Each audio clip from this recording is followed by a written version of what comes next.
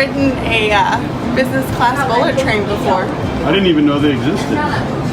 This is so, look, they have slippers. Wow. Fancy. Hold on. Oh, this is nice. I think it goes flat.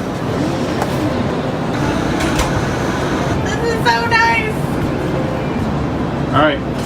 I'm going to settle down, grab my Kindle, and then enjoy the ride. Sounds good. Just made it on to the second train of our journey, and the accommodations on this one are quite a bit different than our last train. There's actually fairly good legroom here, so it's comfortable.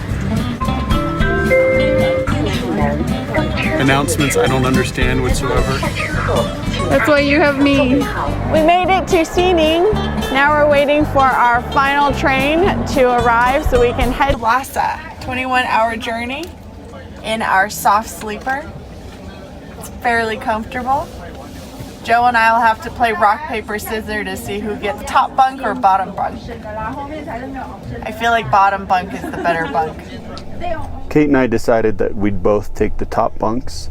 Our bunk mates are older, so they weren't really able to get up here, so we just decided to take them, and I'm glad we did. It's nice, it's comfy up here, plenty of room to store the luggage, huge comforters, and there's good reason for that. We are going up, I believe, over 16,000 feet on a few of these passes, and it is going to get really cold outside. There's a heater in here that I think we can control. TVs, nightlight, the bed, it's a little hard but comfortable. And I've also heard that once we start getting up into some really high elevation, over 10,000 feet, they're going to start pumping oxygen into the cars, help mitigate altitude sickness. All right, well, I'm going to go to sleep, so good night. See you tomorrow. Good morning. Good morning. How'd you sleep? Good. I was able to get some sleep. It is completely covered in snow out there. Kate asked the attendants what our current altitude is, and they said over 12,000 feet right now. Last night when I went to bed, I had some altitude sickness. It's common for me. Whenever I get over like 5,000-6,000 feet, I'll start to get a really bad headache. Well, I went to sleep and you could hear the oxygen kick on. As soon as it kicked on, I felt like $1,000,000. No more headache, nothing. So I'm wondering how we're going to feel when we finally get to Lhasa, because I think Lhasa is over 11,000 feet in altitude. All right, I think it's time for coffee. Wish me luck. Good luck. There are little footholds here. Just hope I don't slip. If I do, make sure you get it on camera. Ugh. Got my coffee made.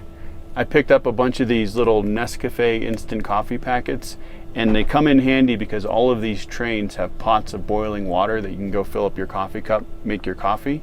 You can also make those cups of noodles, so a lot of people are getting on the train with those, and that becomes their meal. But there is a dining car if you want something else besides noodles or whatever other food you brought with you.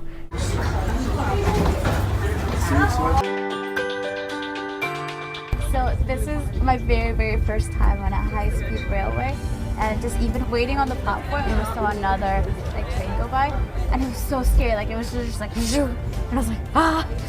So I don't know. I've never seen anything like move so fast before. So you're like, oh my gosh, I'm gonna die. Chinese culture, the Chinese language, and just compare the different values and aspects between China and the United States. This is our first time in Hangzhou, and I'm super excited to check out all the development that Hangzhou has gone through in the last 8 years, coming from a small fishing village to hosting the G20 summit. And then I want to introduce you to some of my Chinese and American friends. You guys can come say hi. Hangzhou, 漂亮. Chinese main station in Nanjing. Inside you find shops and food courts. The size of this train station is huge, and it even has a security check before entering. Without a train ticket you are not allowed to get inside. The trains are approaching quietly so that you hardly can hear the brakes. Compared to trains in other countries, this train seems to be noiseless.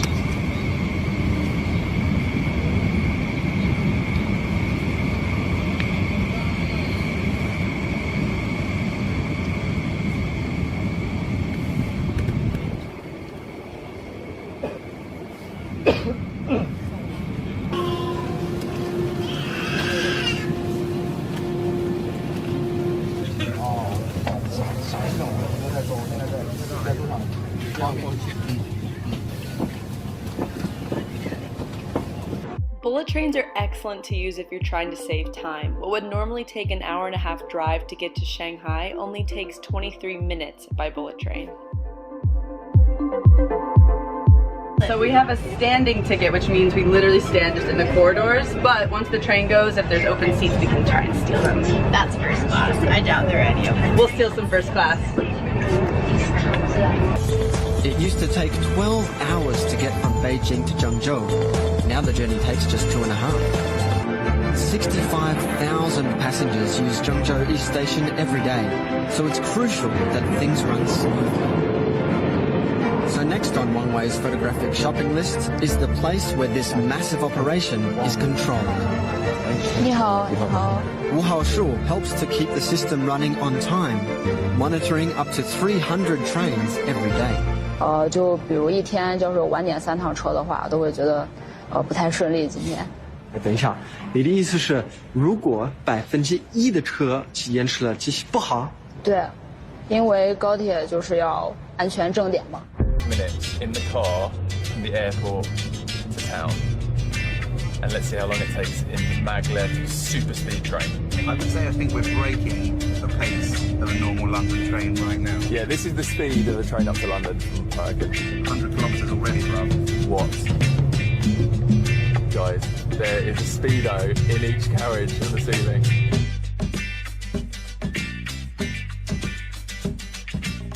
Okay guys, we've surpassed 200 kilometers an hour now. 225. Wait, it's rapidly speeding up, bro. Oh my gosh, 3:15. Having my babies without my permission. Oh my gosh. Guys, this is not sped up footage. This is not a time lapse. Oh my luxury. Okay, now this has to be my favorite part.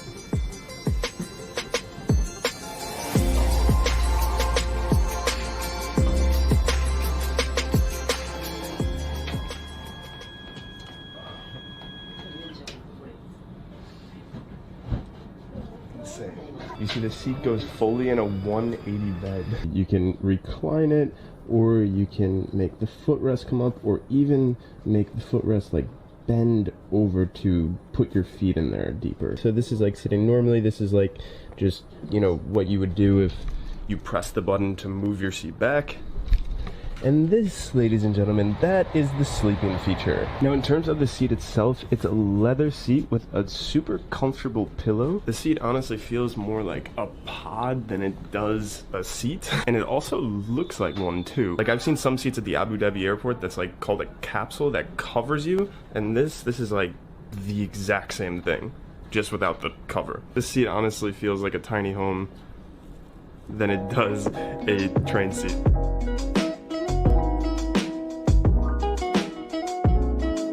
Now next I noticed that this seat is truly made for people that are traveling for comfort and also business. Like they have a USB port here and kind of a universal plug system. They also have like a place where you can store like things quickly.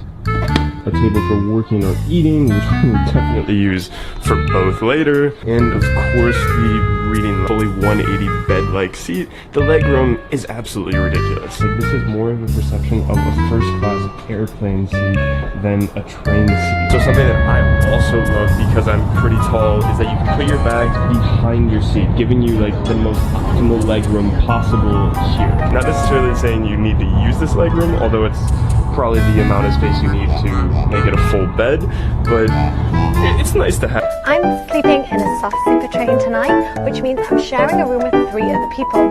It's got 2 bunks on each side. There's also a hard sleeper option, but this means it has 3 bunks on each side.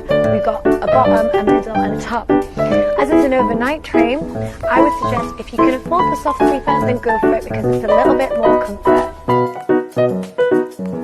I've got a little shelf here, which is handy for a phone or book or whatever. Got a little hanger to hang your coat up in. Got some buttons, don't know what they do. We've got a little light, which is handy if you want to read, so you don't disturb your neighbours. I think there's a plug somewhere so you can charge your phone.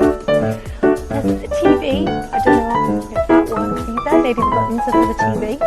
Also, got some free flippers, which is really handy. So you can pop them on. Hoodies in fact, so they seem to be feeding us up quite a bit.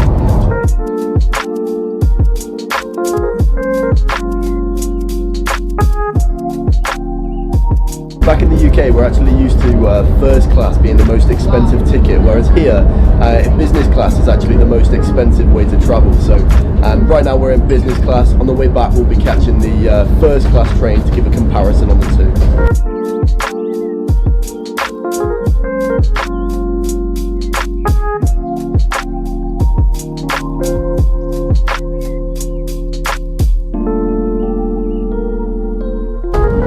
Slippers for the 30-minute journey.